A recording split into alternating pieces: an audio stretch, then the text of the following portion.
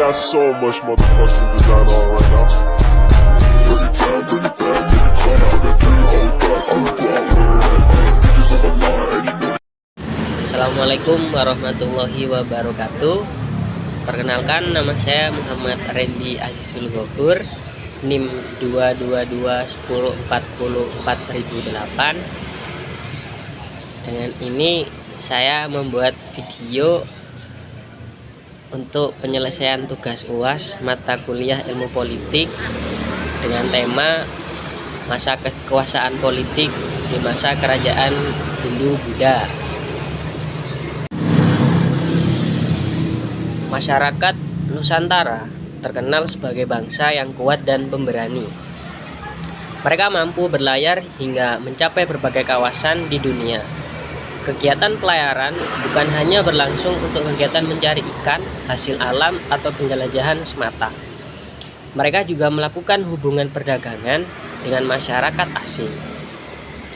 Hubungan ini, pelayaran dan perdagangan kuno ini sudah berkembang sejak zaman praaksara, yang didasari oleh prinsip kebutuhan dan ketersediaan barang. Hubungan perdagangan berkembang dengan baik. Hal ini diperkuat dengan keuntungan letak Nusantara yang sangat strategis. Kepulauan Nusantara terletak di antara dua benua, yaitu Asia dan Australia, serta samudera, yaitu Hindia dan Pasifik. Persilangan ini merupakan daerah persimpangan lalu lintas perdagangan dunia. Memang pada tahun-tahun sebelum Masehi, jalur perdagangan tidak lagi melewati jalur darat, yakni jalur sutra. Kemudian pada awal abad Masehi, jalur perdagangan beralih ke jalur laut, sehingga secara tidak langsung perdagangan antara Cina dan India melewati Selat Malaka. Nusantara telah menjadi primadona dengan kekayaan alamnya yang indah. Bahkan hubungan pelayaran dan perdagangan awal masyarakat Nusantara dengan bangsa luar dapat dibuktikan dari berbagai sumber sejarah yang diruntut dari beberapa anggapan sejarawan. Antara lain, telah ditemukan adanya negara perunggu tipe lokal dan buatan luar. Seperti tipe negara perunggu di Sangiang merupakan negara yang mirip dengan tipe buatan luar. Heine Golder meneliti negara yang ditemukan dan menyatakan bahwa negara yang ditemukan di daerah Sangiang diperkirakan dicetak di daerah Funan yang telah terpengaruh oleh budaya India. Pengamatan menarik dari Bernd Kempers menunjukkan bahwa semua negara yang ditemukan di Bali memiliki 4 patung katak pada bagian pukulnya. Hal ini menunjukkan bukti adanya pertukaran barang, dalam hal ini negara, antara masyarakat Nusantara dengan masyarakat luar. Hubungan dagang antara Nusantara dan India lebih dulu berkembang daripada hubungan Nusantara dan Cina. Hal ini seperti disampaikan oleh dua orang sejarawan, yaitu Wolters yang melihat adanya sifat tertutup bangsa Cina terhadap bangsa yang berpengaruh bangsa asing.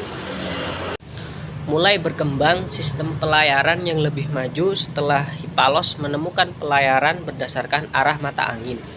Hal ini sangat membantu pelayar dan pedagang yang sebelumnya hanya berpatokan pada arus dan perbintangan saja, tanpa pengetahuan peta yang jelas. Salah satu bentuk kebudayaan Nusantara yang juga terabadikan dalam relief Candi Borobudur, yaitu perahu bercadik, diketahui telah tersebar ke berbagai penjuru dunia. Persebaran itu juga diikuti dengan persebaran bahasa. Sejarawan Kren menyebutkan beberapa daerah yang menjadi wilayah persebaran keduanya, yaitu Polinesia, Hawaii, Madagaskar, Benggala, dan India Selatan. Politik kekuasaan kerajaan Kutai. Keterlibatan Indonesia dengan luar telah dimulai sejak abad pertama Masehi. Mereka telah mengadakan komunikasi hubungan dagang dan diduga juga ada yang menikah dengan orang-orang India. Pernikahan menyebabkan orang-orang India menetap di wilayah Indonesia dan mulailah terjadi perubahan. Pengaruh datangnya kebudayaan India, terutama kebudayaan Hindu, menyebabkan Kutai yang semula merupakan kelompok masyarakat yang berbentuk suku berubah sistem kepemerintahan kepalanya. Pemerintahannya yang semula seorang kepala suku berubah menjadi raja.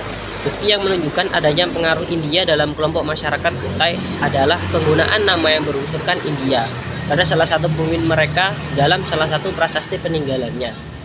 Satu-satunya bukti yang dapat digunakan untuk menguak sejarah kerajaan Kutai sebagai kerajaan Hindu tertua di Indonesia adalah ditemukannya 7 buah prasasti Yupa yang diperkirakan berasal dari sekitar tahun 400 Masehi. Yupa adalah tugu batu peringatan dan tempat menambatkan hewan kurban dalam upacara-upacara kurban Hindu. Tulisan di Yupa berhuruf Palawa berbahasa Sanskerta. Dalam prasasti-prasasti yang ditemukan di Kutai, terdapat salah satu prasasti yang di dalamnya tertulis Sang Maharaja Kudungga yang amat mulia mempunyai putra masyhur Sang Asmawarman. Namanya yang seperti Sang Ansuman, yakni Dewa Matahari, menumbuhkan keluarga yang sangat mulia. Sang Asmawarman mempunyai putra 3 seperti api yang suci 3. Yang terkemuka dari ketiga putra itu adalah Sang Mulawarman, raja yang berperadaban baik, kuat, dan kuasa. Sang Mulawarman telah mengadakan kenduri emas amat banyak. Buat peringatan kenduri itulah tugu batu ini didirikan oleh Brahmana. Dalam prasasti tersebut juga membuktikan bahwa Raja Kutai adalah orang Indonesia asli yang telah memeluk agama Hindu. Ada banyak raja-raja yang pernah memerintah di kerajaan Kutai ini, namun yang paling memiliki peran penting yang dituliskan dalam sejarah diantaranya adalah Maharaja Kudungga. Kudungga merupakan seorang raja kerajaan Kutai pertama. Mulanya kedudukan Kudungga adalah seorang kepala suku. Dengan masuknya pengaruh Hindu, maka ia merubah struktur pemerintahannya menjadi kerajaan dan menjadikan dirinya sebagai raja, dan pergantian kekuasaan dengan keturunan-keturunannya. Raja Kudungga merupakan penduduk asli Indonesia yang belum terpengaruh dengan ajaran Hindu pada zamannya. Oleh karena itu, Raja Kudungga tidak dianggap sebagai pendiri keluarga kerajaan, melainkan anaknya yaitu Asmawarman. Karena pada masa pemerintahannya sudah masuk pengaruh agama Hindu, dan Raja Asmawarman menjadi pemeluk Hindu hingga keturunan berikutnya. Kondisi keadaan politik pada masa pemerintahan Kudungga adalah terpengaruh budaya Hindu dan belum adanya sistem pemerintahan yang sistematis dan teratur. Hal ini dikarenakan pada saat itu di peradaban Kutai, menurut prasasti peninggalan sejarah peradaban Kutai, Martadipura berada di abad 4 Masehi atau kurang lebih di tahun 350 Masehi, dan saat itu Kudungga belum menjabat sebagai seorang raja, akan tetapi hanya sebatas kepala suku dan mendapatkan gelar Maharaja Kudungga Anumeta Damarwaman. Menurut prasasti, pulau dari seorang Kudungga ini lahirlah pemimpin-pemimpin kerajaan Kutai yang masyhur, mendapat pengaruh budaya Hindu daripada pedagang India yang dulu bersistem kesukuan menjadi kerajaan. Pemimpin Kutai Martadipura yang tercatat dalam prasasti Maharaja Asmawarman, Raja Asmawarman merupakan pendiri dinasti kerajaan Kutai, sehingga mendapat gelar Wangsakerta yang artinya sebagai pembentuk keluarga raja. Pemberian gelar ini juga disebutkan pada stupa. Selain itu, stupa juga menjelaskan bahwa Raja Asmawarman mendapat sebutan sebagai Dewa Ansuman, yakni Dewa Matahari. Raja Asmawarman memiliki peran besar dalam perluasan wilayah kekuasaan kerajaan Kutai. Perluasan wilayah dilakukan oleh Asmawarman dengan cara melakukan upacara Asmaweda, yaitu upacara pelepasan kuda untuk menentukan batas wilayah kerajaan. Kuda-kuda yang dilepaskan ini akan diikuti oleh prajurit kerajaan yang akan menentukan wilayah kerajaan sesuai dengan sejauh mana jejak telapak kaki kuda dapat ditemukan. Maharaja Mulawarman merupakan anak dari Raja Asmawarman yang menjadi penerusnya. Nama Mulawarman dan Asmawarman sangat kental dengan pengaruh bahasa Sanskerta apabila dilihat dari cara penulisannya. Raja Mulawarman adalah raja yang terbesar dari kerajaan Kutai. Di bawah pemerintahannya, kerajaan Kutai mengalami masa kejayaannya. Rakyat-rakyatnya hidup tentram dan sejahtera hingga Raja Mulawarman mengadakan upacara kurban yang amat banyak. Di bawah kekuasaannya, Kutai menjadi kerajaan Hindu pertama dan terbesar di tanah air, dikenal dengan sebutan Kerajaan Kutai Martapura atau disebut juga dengan Kerajaan Kutai Kartanegara ing Martadipura. Kerajaan yang berdiri sejak abad keempat itu melalui berbagai musim dan rintangan dalam mempertahankan kerajaan. Tentu saja dilakukan pergantian raja di intern kerajaan cukup membuat masalah tersendiri. Selama bertahun-tahun, bahkan berabad-abad lamanya, masa kerajaan Kutai Martapura mencatat kesuksesan raja-rajanya dalam memimpin kerajaan. Catatan tersebut dapat dari Yupa yang masih utuh. Pada Yupa yang tersebar tersebut tidak ada yang mencatat secara detail mengenai kelahiran hingga kematian tokoh mereka. Namun pada Yupa tersebut dicatat bagaimana masa kepemimpinan mereka dari awal hingga akhir. Tercatat seorang raja yang cukup terkenal di kerajaan Kutai Martapura bernama Raja Mulawarman. Nama yang mengandung begitu kental unsur India ini merupakan anak dari Asmawarman, serta cucu dari Raja Kudungga yang dikenal sebagai raja pertama dan pendiri kerajaan Kutai Martapura itu. Nama Mulawarman cukup dikenal setelah ia menjadi pemimpin di abad keempat Masehi. Ia tercatat sebagai raja dengan segudang prestasi dan kedermawanannya. Mulawarman adalah raja yang terkenal dari Kutai, seperti diungkapkan pada salah satu yupa berikut. Sang Maharaja Godungga yang amat mulia mempunyai putra yang masyhur bernama Asmawarman. Mempunyai 3 orang putra yang seperti api. Yang terkemuka di antara ketiga putranya adalah Sang Mulawarman, raja yang besar, yang berbudi baik, kuat dan kuasa, yang telah upacara korban emas amat banyak, dan untuk memperingati upacara korban itulah tugu ini didirikan. Mulawarman menurut kitab tersebut sering diwujudkan dengan Ansuman, yaitu dewa matahari. Raja Mulawarman dikenal sangat dekat dengan rakyatnya. Ia juga memiliki hubungan yang baik dengan kaum Brahmana yang datang ke Kutai. Diceritakan bahwa Mulawarman sangat dermawan. Ia memberikan sedekah berupa minyak dan lampu. Ia juga memberikan hadiah 20.000 lembu kepada Brahmana di suatu tempat yang disebut Waprakeswara, yakni tempat suci untuk memuja Dewa Siwa. Dengan demikian dapat disimpulkan bahwa Mulawarman menganut Hindu Siwa. Dari besarnya sedekah Raja Mulawarman, ini melihatkan keadaan masyarakat Kutai yang sangat makmur. Kemakmuran ini didukung oleh peranan yang besar Kutai dalam pelayaran dan perdagangan di sekitar Asia Tenggara. Hal ini disebabkan karena letak Kutai yang strategis, yaitu berada dalam jalur perdagangan utama Cina dan India. Masa keemasan Kutai di tangan Mulawarman mencakup daerah kekuasaan yang terus meluas hingga menguasai seluruh wilayah Kalimantan Timur juga sekitarnya. Dan luasnya yang didapat Mulawarman, tak satupun rakyatnya yang tidak merasakan kemakmuran. Kemakmuran ini dirasakan rakyat Kutai hingga raja selanjutnya. Di dalam sejarah disebutkan bahwa kerajaan Kutai runtuh saat raja kerajaan Kutai terakhir yang bernama Maharaja Dharmasetia tewas di tangan Raja Kutai Kartanegara ke-13, Aji Pangeran Anum Panji. Kerajaan Kutai selanjutnya menjadi kerajaan Islam yang bernama Kesultanan Kutai Kartanegara.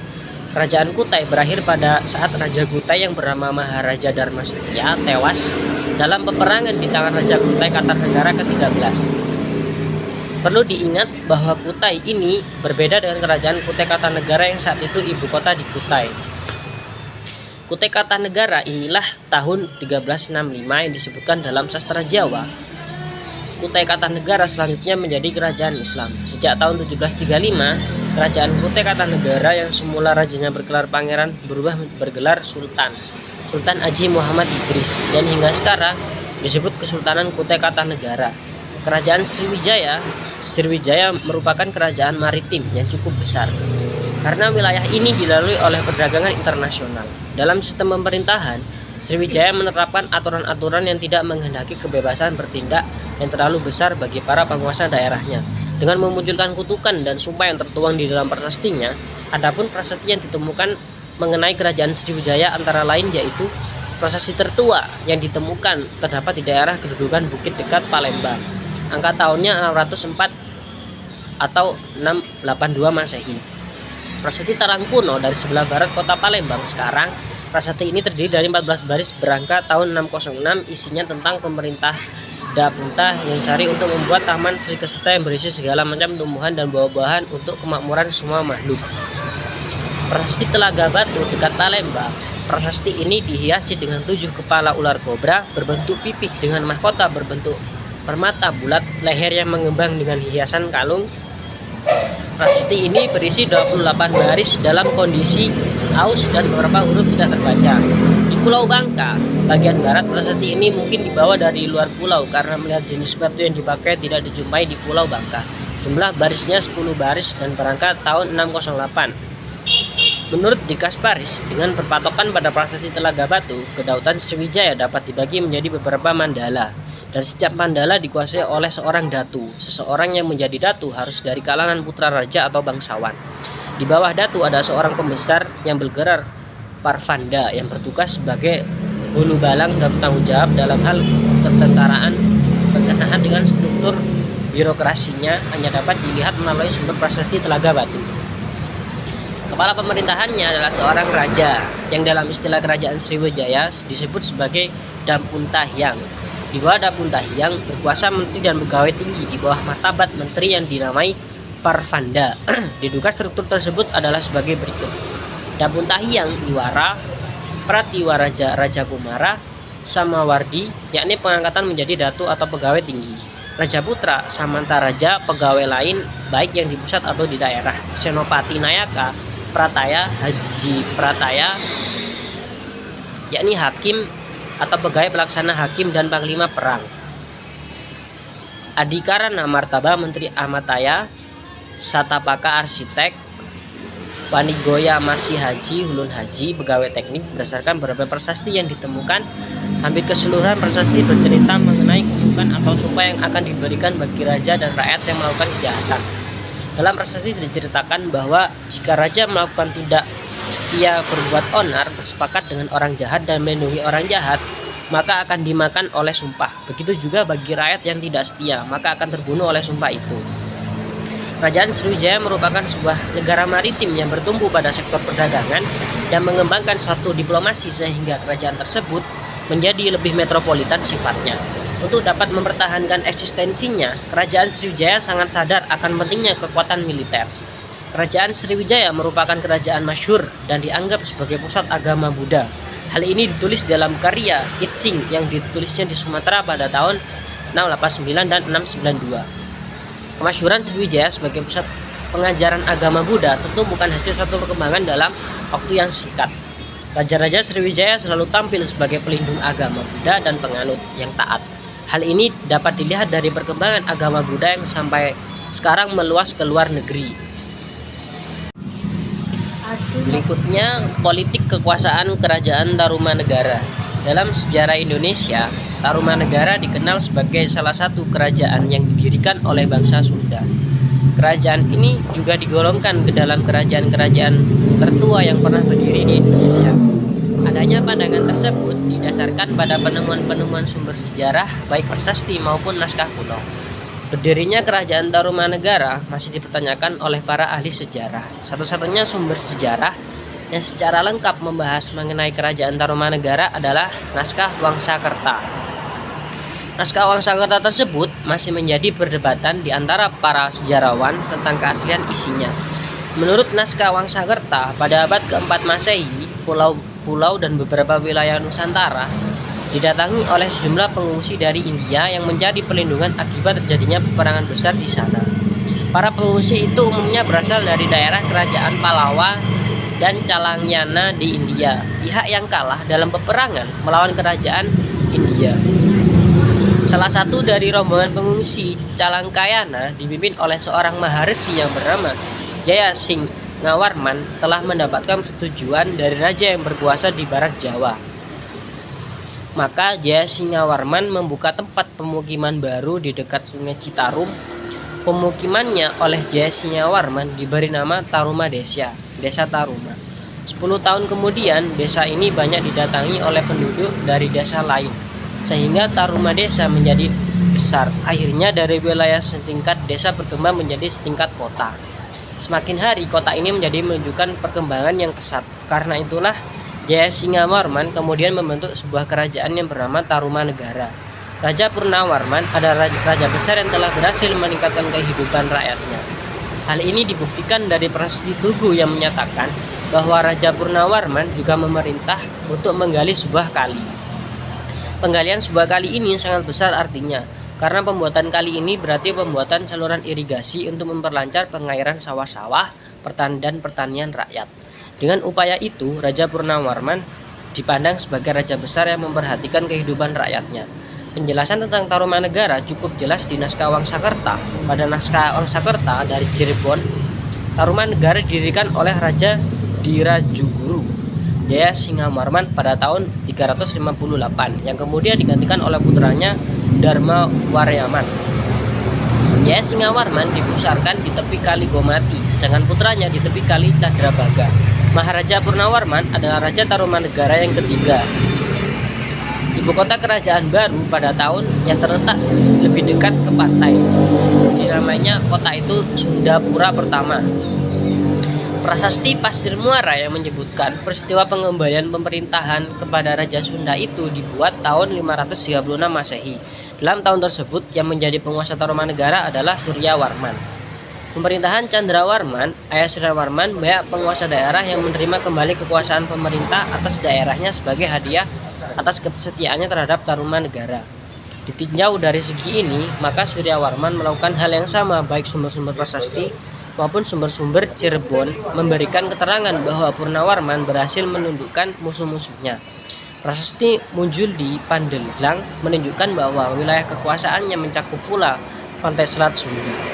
Kekuasaan Purnawarman terdapat 48 raja daerah yang membentang dari Salangkaratau, Raja Tapura, Ladapadalengan sampai ke Purwalingga sekarang jadi Probolinggo di Jawa Tengah.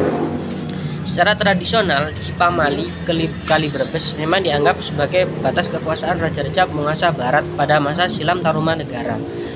Hanyalah Raja Purnawarman adalah raja yang besar, telah berhasil meningkatkan kehidupan rakyatnya. Hal ini dibuktikan dari prasasti Tugu yang menyatakan Raja Purnawarman telah memerintah untuk menggali sebuah kali. Penggalian kali ini sangat besar, artinya karena pembuatan kali ini merupakan pembuatan saluran irigasi untuk melancar pengairan. Kehadiran prasasti Purnawarman di Pasir Muara yang memberikan Raja Sunda dalam tahun 536 Masehi merupakan gejala bahwa ibu kota Sundapura telah berubah status menjadi sebuah kerajaan daerah. Hal ini berarti pusat pemerintahan Tarumanegara telah bergeser ke tempat lain. Contoh serupa dapat dilihat dari kedudukan Raja Tapura atau Salangkagara, Kota Perak. Kota ini sampai tahun 362 menjadi pusat pemerintahan Raja-Raja Dewawarman dari Dewawarman 8. Prasasti Tugu Prasasti merupakan prasasti yang terpanjang dan terpenting dari Raja Purnawarman. Ketika pusat pemerintahan raja beralih Rajapura ke Tarumanegara, maka Salanegara merubah status menjadi kerajaan daerah Jayasingawarman. Pendiri Tarumanegara adalah mantu Raja Dewawarman ke-8. Ia sendiri seorang maharsi dari Salangkaraya di India yang mengungsi ke Nusantara karena daerahnya diserang dan ditaklukkan Maharaja Samudragupta dari kerajaan Magadha. Melanjutkan pijakan politik ayahnya yang memberikan kepercayaan lebih banyak kepada raja daerah untuk mengurus pemerintahan sendiri, melainkan juga mengalihkan perhatiannya ke daerah bagian timur dalam tahun 526 Masehi. Misalnya, Manikmaya menantu Suryawarman mendirikan kerajaan baru di Kendan, daerah Nagrek antara Bandung dan Limbangan Garut. Masa keturunan kerajaan Tarumanegara terjadi setelah kerajaan ini dipimpin raja generasi ke-13 yang bernama Raja Tarusbawa. Runtuhnya kerajaan Hindu pertama di Pulau Jawa ini disebabkan tidak adanya kepemimpinan karena Raja Tarusbawa lebih menginginkan kepemimpinan kerajaan kecilnya di hilir Sungai Gomati. Gempuran beberapa kerajaan lain di Nusantara pada masa itu, terutama kerajaan Majapahit, memegang andil penting dalam kerubuhan kerajaan Tarumanegara pada masa itu. Pada masa pemerintahan Suryawarman, kerajaan Tarumanegara sudah mulai terlihat mengalami kemunduran. Adanya beberapa faktor yang menjadi penyebab kemunduran atau keruntuhan kerajaan Tarumanegara tersebut, diantaranya adalah memberikan ekonomi pada raja-raja di bawah kerajaan Tarumanegara yang diberikan kepada raja sebelumnya. Suryawarman secara emosional tidak menguasai persoalan di kerajaan Tarumanegara. Beliau dari kecil tinggal di Kanci, wilayah Palawa, sehingga hal tersebut menyebabkan beliau tidak begitu peduli pada masalah yang menimpa kerajaan tersebut. Di atas merupakan penjelasan yang singkat dari kerajaan Tarumanegara, mulai dari silsilah peninggalan, letak, agama, kehidupan politik, kehidupan sosial, kehidupan ekonomi, kehidupan budaya, hingga runtuhnya kerajaan Tarumanegara. Raja ke-12 Tarumanegara, Linggawarman, memiliki 2 orang putri. Putri pertamanya bernama Dewi Manasih yang kemudian menikah dengan Tarusbawa Soba Kencana yang kemudian menjadi istri Dapunta yang Jayasana, pendiri kerajaan Sriwijaya. Tanggung kerajaan Tarumanegara pun jatuh kepada suami Manasih yaitu Tarusbawa. Pada masa pemerintahan Tarusbawa, pusat kerajaan Tarumanegara kerajaannya sendiri yaitu Kerajaan Sunda, kerajaan bawahan Tarumanegara, dan kemudian mengganti kerajaan Tarumanegara menjadi Kerajaan Sunda. Sekian penjelasan yang dapat saya pahami dan saya jelaskan. Jika ada salah kata mohon dimaafkan. Assalamualaikum warahmatullahi wabarakatuh. Bitches on the line.